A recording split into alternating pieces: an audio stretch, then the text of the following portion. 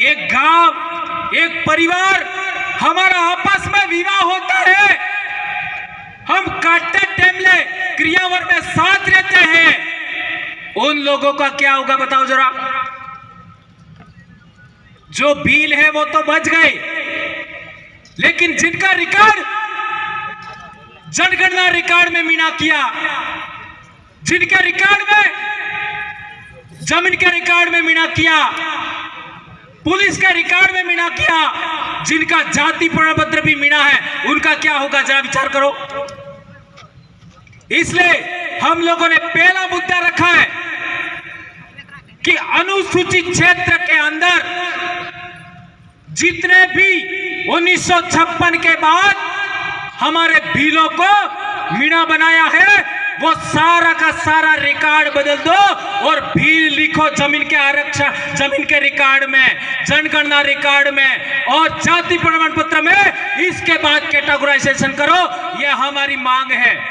क्या ये बात आप लोग मानते हो? हाथ ऊंचा करके बताओ ये बात कौन कौन मानते हो। ये वीडियो वाले, ये वीडियो ले लो, इसका फोटो लीजिए। यदि हमारा जब तक ये रिकॉर्ड बदलता नहीं है, हम लोगों को जबरन बिल से मीना बनाया, ये रिकॉर्ड नहीं बदलता है, तब तक उप वर्गीकरण नहीं होना चाहिए, ये हम कहना चाहते हैं दोस्तों। और आगे की बात आती है तो आज हमारे इलाके के अंदर पाले, सभी पालों के लोग आपस में बैठ करके न्याय करते थे। हमारी एक बेटी बिच्छीवाड़ा पाल मोदर की, देश आजाद होने से पहले की बात है, उसको लेकर के गीत भी है बहुत बड़ा। वो डूंगरपुर से उदयपुर के खेरवाड़ा इलाके में, वहां से बोराई के इलाके में और फिर लास्ट में मांडव में रही थी। उसका पूरा गीत मैं बात नहीं सुनाऊंगा, लेकिन उसके अंदर डूंगरपुर और उदयपुर रियासत दोनों के लोग बैठ करके पाल देवल के अंदर उन्होंने न्यायता किया था। हमारी एक पूजा पद्धति, हमारी एक विवाह पद्धति, हमारी एक न्याय प्रणाली, हमारा एक ही पूजा पद्धति है। हम एक ही कौम के लोग हैं, एक ही गोत्र है हमारी, वो टोटेमिक व्यवस्था पर खड़ी है। उन लोगों को दो समाजों में बांटा गया। और तो और 1931 का जनगणना रिकॉर्ड उठाओ, 1941 का जनगणना रिकॉर्ड उठाओ, 1951 का उठाओ, 1901 का उठाओ, 1911 का उठाओ, 1921 का उठाओ।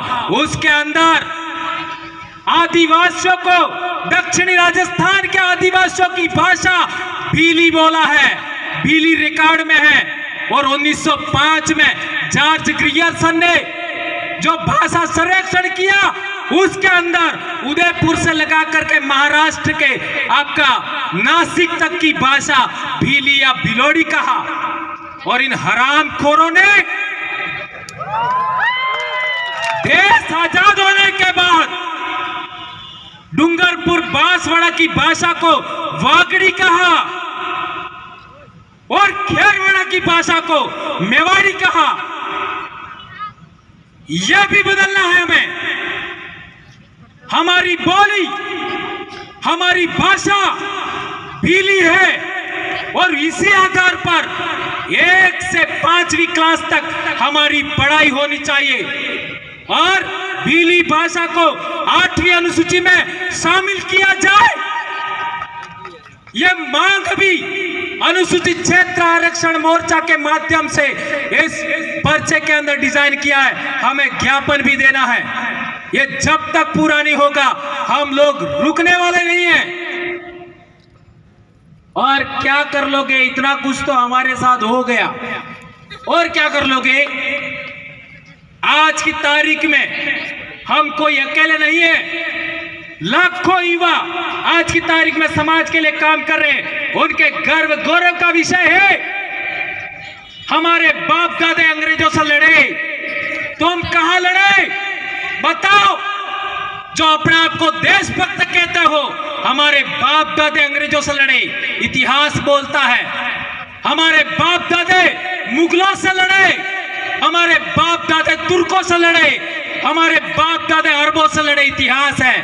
और हमारे बाप दादे रजवाड़ों से भी लड़े, लड़ झगड़ करके हमारी संस्कृति बचाई, हमारा जल जंगल जमीन बचाया, आरक्षण बचाया। और आज केला मेला दाता वनखंड की जमीन, प्रतापगढ़ जिले में जमीन, वनखंड की जमीन का पट्टा हमको नहीं देते, और वो जमीन गैर आदिवासी बाहरी कंपनियों को सोना खदान के लिए आवंटित करते हैं। यह संविधान द्रोह है या नहीं है? यह देशद्रोह है या नहीं है? ये लोकतंत्र विरोधी है, ये 5वीं अनुसूची विरोधी है। सुप्रीम कोर्ट के जजमेंट, वेदांता जजमेंट और समता जजमेंट विरोधी करते हैं।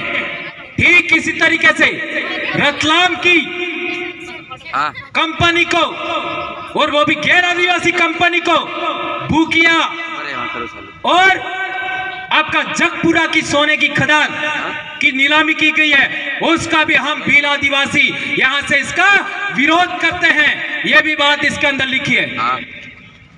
और तो और, अरे भीलों का हजारों साल से, सदियों से गांव बसा है हमारे सरवण के अंदर। क्या क्या नाम है उनका? होगा आपका कटुम्बी और बारी, ये जो आड़ी भीत, उन गांवों में हजारों साल से आदिवासी बसे हुए हैं। उनको उजाड़ करके, उखाड़ करके आप लोग परमाणु बिजली घर बनाना चाहते हो? ये ले जाओ बाहर। हमारा आदिवासी इलाके में हमको नहीं चाहिए। हमको पानी दे दीजिए, हमारी जमीन का अधिकार हमको दे दीजिए, जल जंगल जमीन का अधिकार दीजिए हमको। इसी से हमारा रोजगार सृजन कर लेंगे हम लोग।